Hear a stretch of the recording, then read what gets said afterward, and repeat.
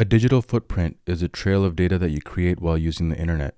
It includes all the websites you visit, emails you send, social media activity, and other information that you share online, both actively, like social media posts, and passively, like tracking cookies on websites. This is how you can keep your data safe on the web.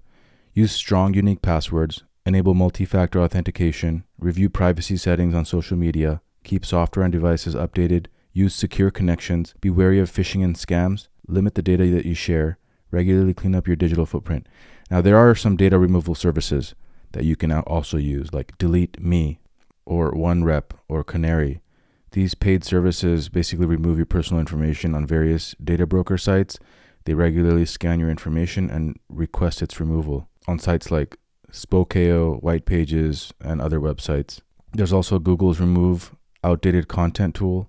If outdated or unwanted content it still appears on Google search results, you can request its removal through Google Search Console's removal tool. Most social media platforms like Facebook, Instagram, Twitter, and LinkedIn have options to deactivate or delete accounts. Make sure to delete any posts or photos that you no longer want public before deactivating.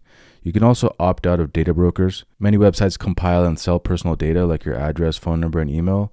So opting out of these data brokers is very crucial. My Life, Spokeo, White Pages, Intellius, Been Verified are some of them. But you'll basically need to find specific data broker websites and follow their opt-out instructions. Some services make this easier by compiling these into one place for you, like Abind Blur or Jumbo Privacy. There's also a website called donotpay.com, which offers a service called Remove My Data.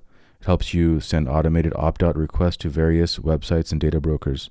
It's a subscription-based tool that can save time by handling multiple removals. Or you can just remove your data manually by doing a personal search.